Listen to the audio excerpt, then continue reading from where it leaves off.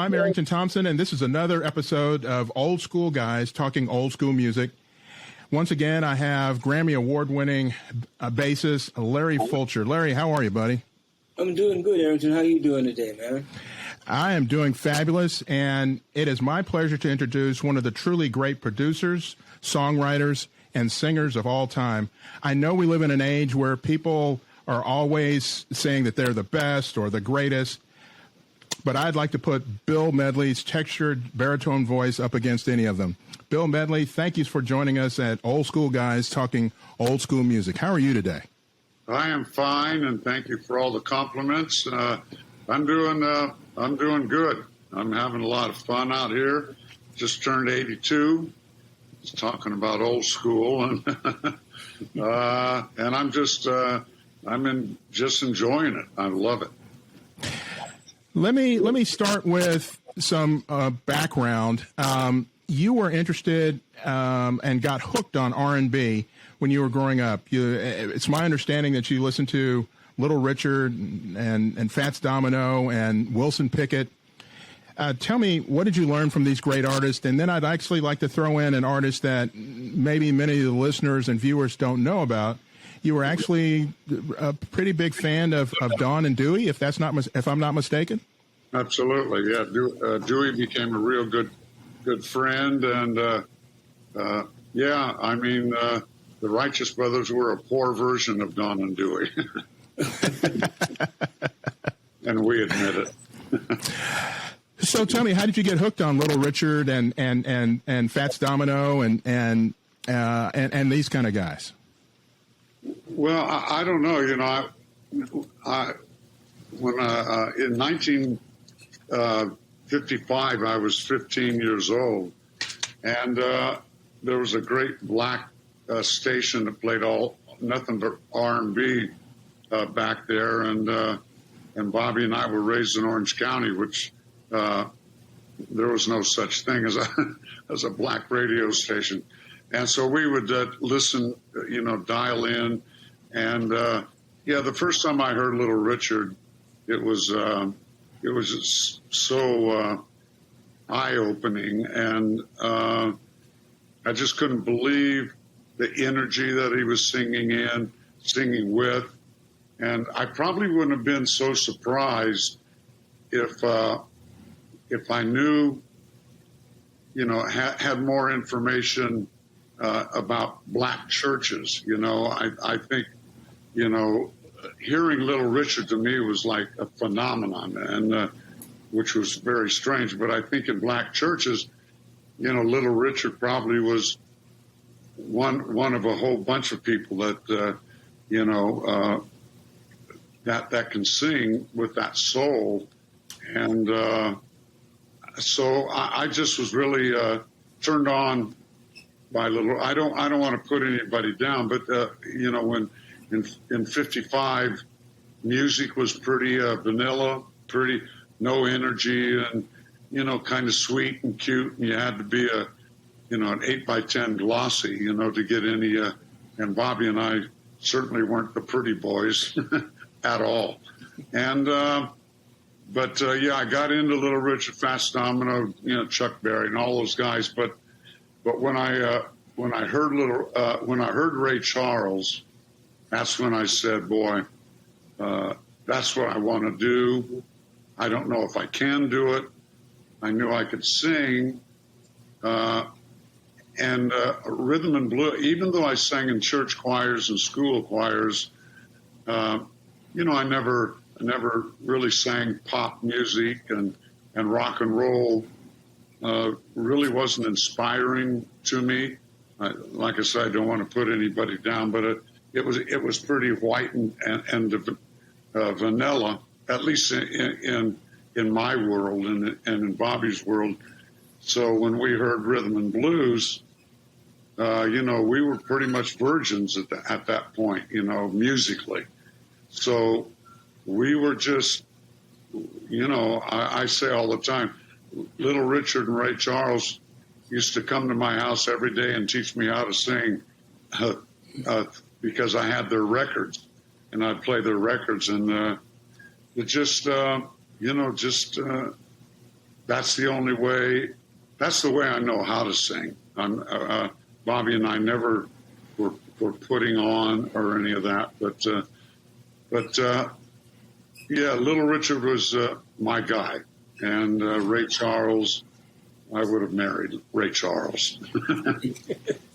Man, I was going to ask you, because I just was reading recently that you said Ray Charles actually took the time to help you, to teach you how to sing. What kind of things did he tell you? If you don't mind me asking, Bill. Well, I would just with Ray, and I'm still the same way. Ray is just so much more than a singer. I just loved how he did everything, and I didn't copy Ray. I just was. I sounded a little like Ray when I was a kid, because I just loved him so much, but I really wasn't trying to copy him, and I certainly don't sound like Ray now. You've Lost That Lovin' Feeling kind of kind of brought out my baritone voice, and but I don't know. I learned so many things from Ray other than just singing. I just loved his attitude on his records, and I can't explain it. I mean, he would just make certain noises that I thought were soulful. And so when it was time for me to sing, that's the only way I knew how to sing. And but I'm certain if there wasn't a Ray Charles, there never would have been a Bill Medley. That is cool. So let's transition into one of your really, really big hits and big duets, The Time of My Life. Let's just start with, how did you meet or did you know Jennifer Warnes before the song? Well, I've known Jennifer for quite some time. Jennifer Warnes was raised in Orange County. She was a Fullerton girl, and I'd met her a couple of times, and certainly was a big fan of hers. Got a gorgeous voice, and so when they said that, when they first called me to do Dirty Dancing, the song for Dirty Dancing, I had to turn it down because they wanted me to go from California to New York to record. And my wife, Paula, was expecting our child, and I promised her that I would be home when she had the child. So I turned it down for a couple of months, and then Paula had our child, McKenna, who oddly enough is now on stage singing it with me. Singing with you, yes. So one of the things that I saw was that one of the reasons that you first turned it down was because you thought the name was more reflective of a porno than a regular movie. Is that true? Well, it is. It really does sound that way. Yeah, when they called me, and because I had just finished a song for Sylvester Stallone for one of his movies, Cobra, and it was a duet with Gladys Knight. And so when I got this call, and they said, we want you to do this song for this movie, I said, well, what's the name of the movie? And they said, it's called Dirty Dancing. I said, man, it sounds like a bad porno movie. And I said, well, who's in it? And they said, well, Jennifer Grey and Patrick Swayze. And I didn't know who they were. And so, going from Sylvester Stallone and Gladys Knight into a situation that I didn't know, listen, the movie Dirty Dancing was a miracle. It's a great movie. It's a cute little movie. It's a great movie, but the odds of it becoming a hit like it did were like 1,000,000 to 1. So I wasn't really enthused until until they sent me the song, and Paula had our child, and they called and said, "Listen, Jennifer Warnes wants to sing it with you. She'll do the recording if she can sing it with you." And I think she just had that hit with Joe Cocker, Up Where We Belong, for the movie. And I said, well, yeah, that'd be great. So Jennifer and I talked about it, and we just wanted to work together. We thought, you know, the recording, and we thought the movie was going to die. You know, we thought it wasn't going to do anything. And it turns out that it turned out one of the biggest songs I've ever been involved in. Let me ask you about the writer Frankie Previte. Have you ever done anything with him? Anything with the other songwriters on this tune? I can tell you that as at Emory, when I was at Emory University, this was in the early '80s. We had Frankie and the Knockouts as our big band, and so that's my connection to this song and to you. Yeah, I never got to know the guys. I mean, I certainly didn't know them before Lovin Feeling. Time in My Life, but I got to meet them at a few of the award shows. The song was up for a lot of awards that year, and they just knocked it out of the park. I bet they're thrilled they wrote that song. No doubt about that. Go ahead, Larry. So many duets today or groups sing songs. Everyone's in their own separate location. Did you and Jennifer actually sing together, sing to each other, back and forth? Yeah, we recorded up in L.A. and it was Michael Lloyd and I always forget the other guy's name. Yeah, he put all the music together for the movie. And Jennifer and I went up and we sang together, and we didn't do it. We actually stood facing each other and sang the song, and then we on a couple of other tracks we did some overdubs of just some 3-part harmony and me doing the little yelling in the background.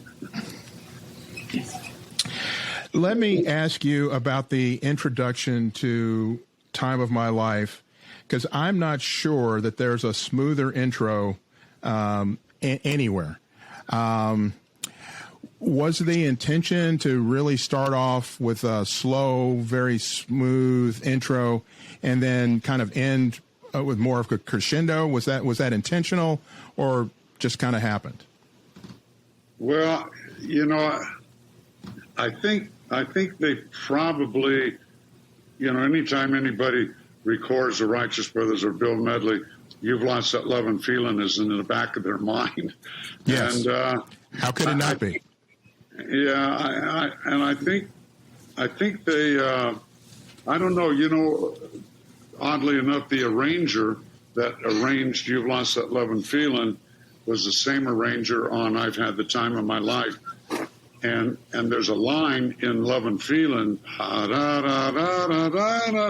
and he asked me, he said, can we use that in I've Had the Time of My Life? So there's some similarities there. There's a couple of chords that, Larry probably would get this and probably has heard that there's a couple of chords that are Lovin' Feeling chords. So I think they were kind of going after kind of a Lovin' Feeling, and I thought the way the song started was really cool. I thought it was emotional, and it certainly fit the movie real well. And I think they wanted me. I think I was somewhat supposed to be the musical voice for Patrick Swayze, so they wanted kind of that rough, gravelly voice, and which Jennifer had. No, I'm just teasing. Yeah, I think that they had Lovin Feeling it certainly in mind when they recorded that song, and I think it was a good idea because it was a '60s movie, and Yes. they wanted that feel. Larry, you got a question on this, and not I'm going to ask him about how to sing a good duo. That was going to be my next question. Like, how did you and Bobby hook up? I mean, I know that one of you was in Santa Ana, one was in Anaheim. Did you guys hook up at Long Beach State, or was it singing in clubs, and or just out performing? Well,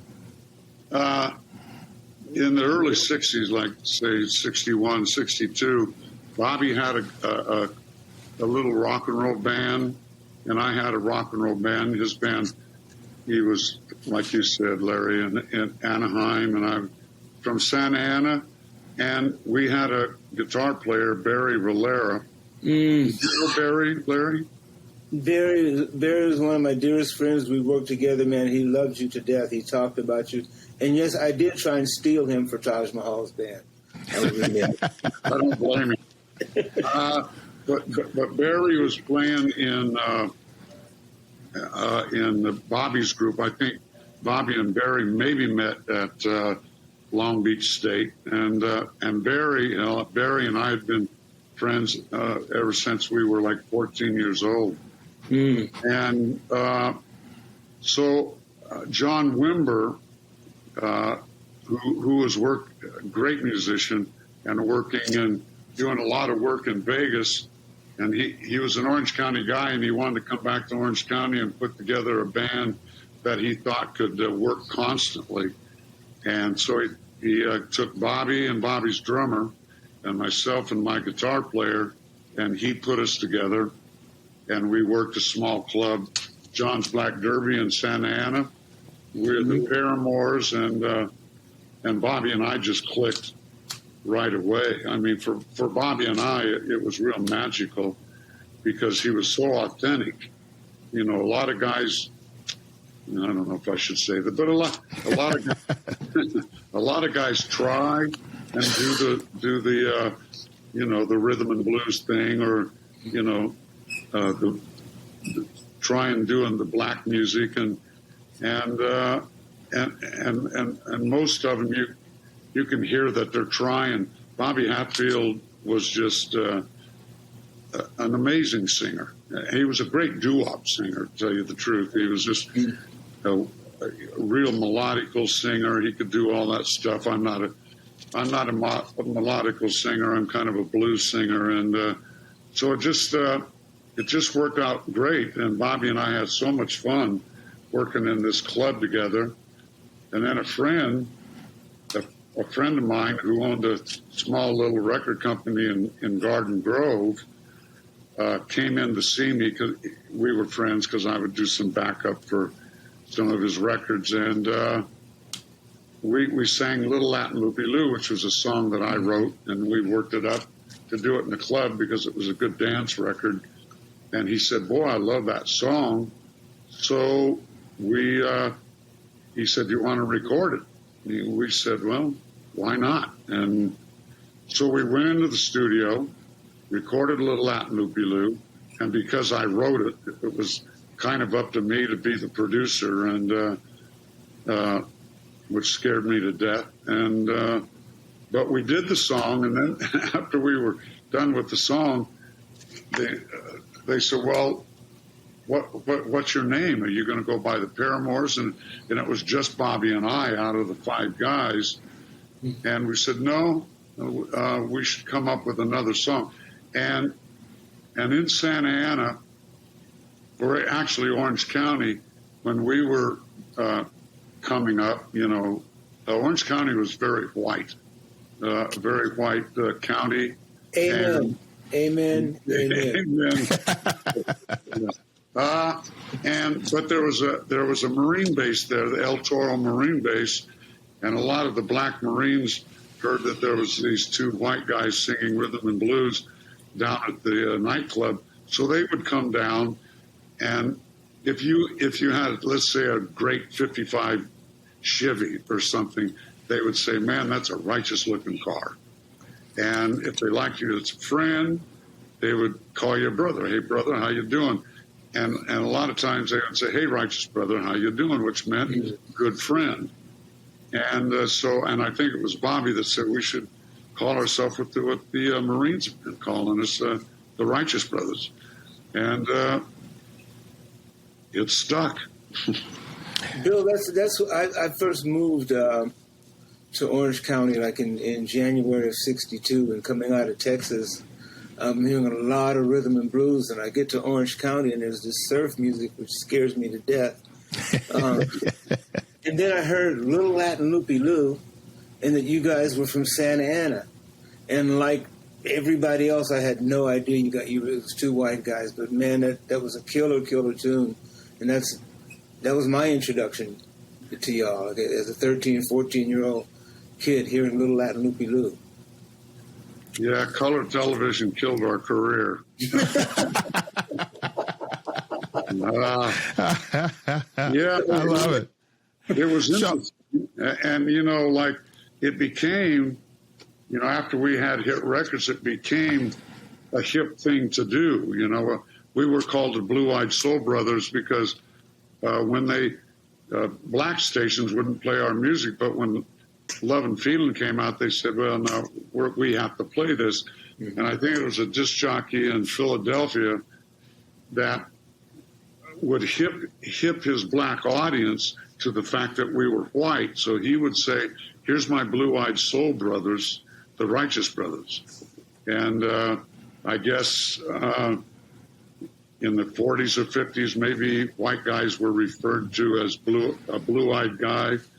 And so it caught on, and we were thrilled to death that the Black Marines named us, and we were thrilled to death that the black disc jockey named us Blue-Eyed Soul, because we felt, like I think we talked earlier, I don't know if we were taping or not, a group from California, Don and Dewey, were just amazing, and Bobby and I just loved them. And in the early part of our career, we were Don and Dewey. We were the white Don and Deweys, but heavily influenced by them.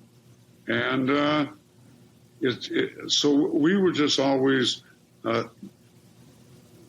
thrilled that the black audience accepted us, because we felt that, well, any two black guys on every corner could do what we were doing. So for them to embrace us was really heartwarming and was a big deal to us. Well, no, I mean, you do have that magic thing in your voice that great singers have, that you just have a very musical voice. I have a question for you. What was it like? I also recorded at Gold Star. What was it like for you guys going from the raw R&B sound to that wall of sound that Phil Spector used? Was it? Did you like it? What did you think of it in being in the middle of that? Well,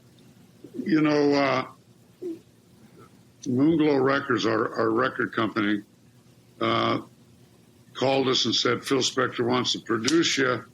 And we thought that was very weird, because he was doing, mainly girl groups, the Ronettes, Darlene Love, and a lot of that.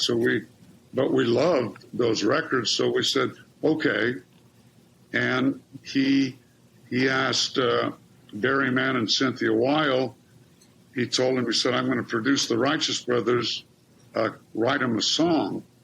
And they wrote You've Lost That Lovin' Feeling, and we were kind of taken back. We said, well, wow, man, that isn't what we do, and they sang it a little bit, and they said, well, just try it. And the truth is, Barry and Cynthia wrote, I think it was I'll Be There by, they didn't write that song, but they want Lovin' Feeling they wrote Lovin Feeling to kind of be that kind of record.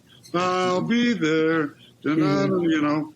And so when they played it for us, and we recorded it in C, and but when they sang it to us, Phil and Barry had kind of high, thin voices, and I think they started in like E or F, and it was real fast. Not real fast, but it was like, you never close your eyes anymore when I kiss.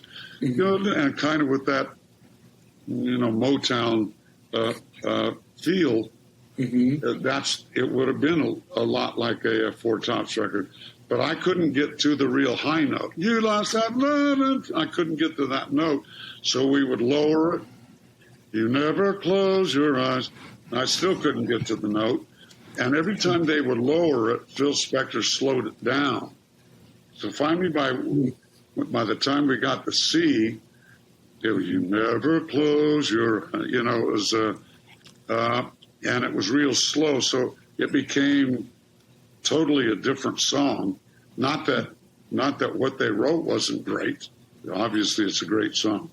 But it just became, you know, this kind of dark, dramatic song. And for these young kids, especially white kids, that, you know, they had been listening to, you know, Frankie Avalon, Fabian, Pat Boone, and people like that. And the songs were cuter and more, you know, maybe palatable for the radio stations. And so I think the young kids really hooked on to the fact that it was a real strong look at maybe what a lot of those kids were going through.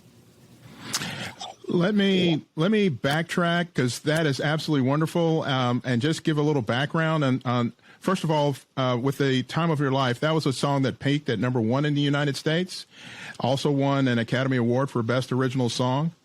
And then there's a list of awards for You've Lost That Loving Feeling, simply one of the greatest tunes in American music, period. For the longest time, it was the most played song on the radio of all time, until it was finally overtaken, if I'm not mistaken, just a couple of years ago by Sting's Every Breath You Take.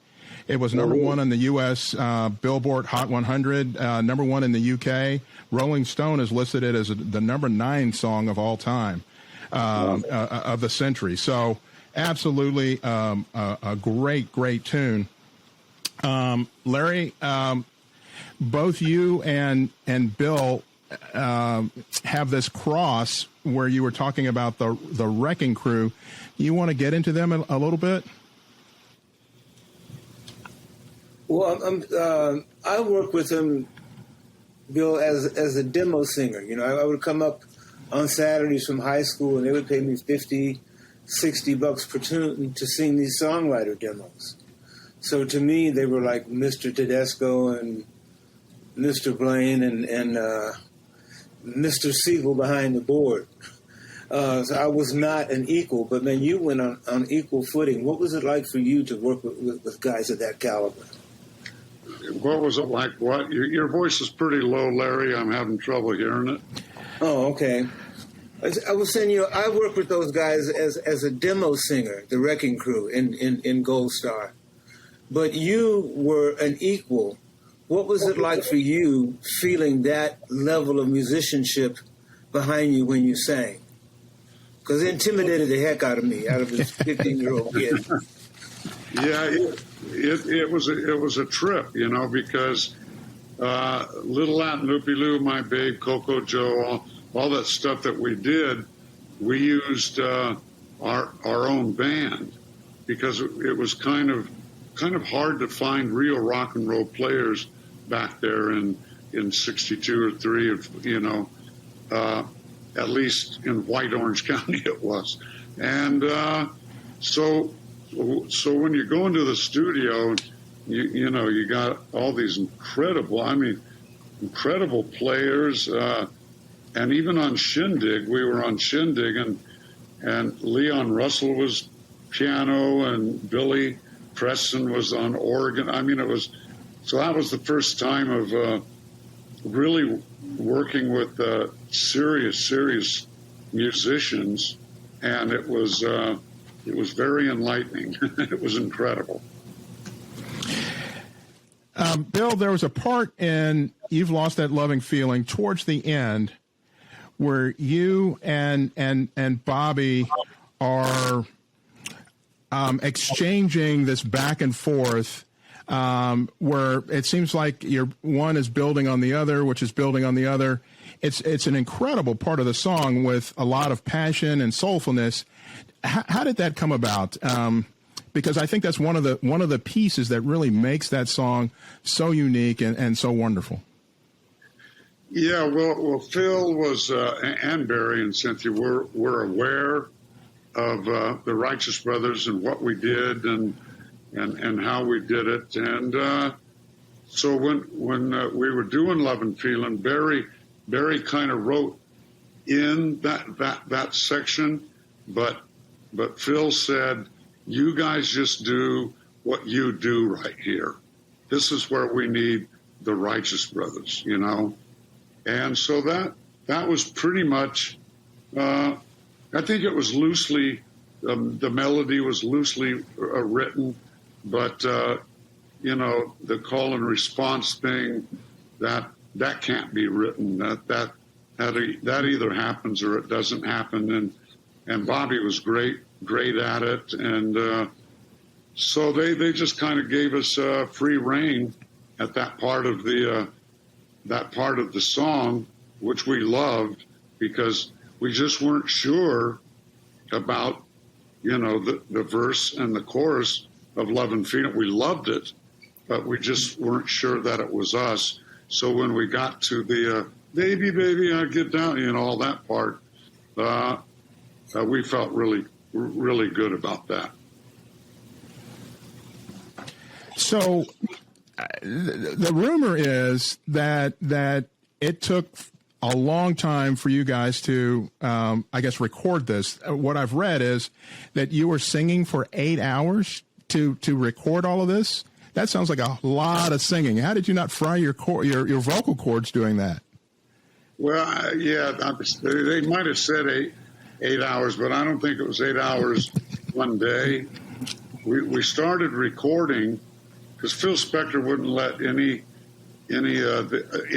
in the studio when he was making the tracks, you know. And but when it came time to put the voices on, he let all the producers and the other artists come to the studio, and we were putting our voice on, but Phil Spector was having his party in the studio room, and it really bothered Bobby and I. We're trying to sing this dramatic ballad, and in the studio they're laughing and cracking. Just so, finally we called Phil out to where we were recording. We said, "Listen, we can't record this way. We'll be back tomorrow at 6:00, and please have the studio empty." We weren't being, you know, divas or any of that. It was just way too distracting. And everybody there was wonderful people, you know, huge producer. A couple of the Rolling Stones were there. And then we came back the next day and did probably about 4 hours. It took us to do that song, because in those days, you know, I think Lovin Feeling was done on 2-track, maybe 2-track, maybe 3. I don't know. But anytime you overdubbed or wanted to do a line over, and you punched it in, well, you were erasing what you had. So it was, and Phil was real particular, thank God, and he was always right. So it was a learning thing to work with Phil, and to like really hand the reins over to a producer and let them do what they do, and he did a great job. Bill, let me make sure I heard you right. Did you say that was probably a 2-track? Yeah, I think it was 2-track. I mean, I'm sorry, 4 at best, and I think he lost like 13 generations by overdubbing, and but I was amazed. I listened to it the other day, and I'm just amazed at the production of that song. He was brilliant. He was a genius. That's why I was amazed hearing you say that was 2 tracks, and in my mind, I'm hearing all of the stuff that's on that record. That's incredible. It's incredible. Yeah, it's incredible, and that all that goes to Spector. You know, that was Phil. He was brilliant. It was part of his wall of sound. I read that he used 4 acoustic guitars, 3 different pianos, 3 different basses in order to help make that song, to make it as rich as it was. It was amazing. Yeah, it was like, I think 4 guitars, 3 keyboards, and he would mix them. He would get the 4 guitars and he would mix them together, and it was like a electric guitar, or, acoustic and this and that, and he would just mix that down to one instrument, and then the same thing with the pianos, because it wasn't tough to do, and it was a upright bass and Carroll on Fender bass, and it wasn't difficult to do. It was probably really boring for the musicians because it really was Gene, over and over and over. And that's what the wall of sound was, is everybody doing the same thing. And it just worked. But he was brilliant about mixing it all together. And Gold Star was kind of a magical studio anyway. The verb, the sound of the verb in that studio kind of sounded like a hit record in itself. Bill Medley, unless Larry, you have another question, I think we want to wrap it up. I don't want to make it too long. I don't want to use too much of his time. It's absolutely been fabulous having you on, Old School Guys. Do you have one thing you want to pass on to our listeners that would sum up an absolutely great and fabulous career? Well, starting at the age of like 23 and still being out here at the age of 82, it's just remarkable to me. It's remarkable that tonight I'll go on stage and sing a little Latin loopy-loo. But it's just a blessing, And people say, when are you going to retire? I said, I'd have to get a job first. This isn't work to me. This is I feel blessed and honored to be able to do it. Well, we're blessed to be able to talk to you. Go ahead, Larry. Yeah, man, I just want to thank you so much. I'll go back to the Barry Rillera connection. The Rillera brothers and that family was so instrumental in bringing rhythm and blues music into Orange County. Yeah. And then hearing Barry talk about you so much, and I actually got to work with Bobby a little bit through Barry Rillera and Mike Eaches, who was one of your keyboard players, and our great friend drummer Dick Dodd from the Standells. Oh, sure, Dick. Yeah, they introduced me to Bobby, man, you and I got to meet in person. That's how it'll end this. We got to meet. Well, the Rillera band, they were called the Rhythm Rockers.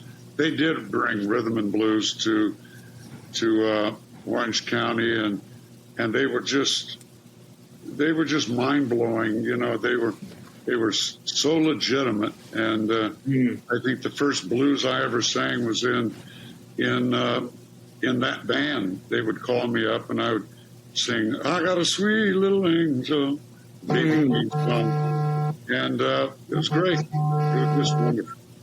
Thank you so much, Bill. Really appreciate you, man, and I think people are going to enjoy listening to this and enjoy hearing what you have to say, man. Thank you.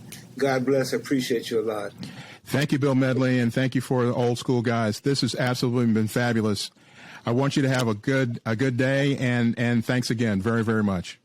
Thank you very much. And Larry, if you see me, come and look at me. I'll be in California next week. I'll see what I can do. I'll do it. All right, buddy. Thanks, guys. Appreciate it.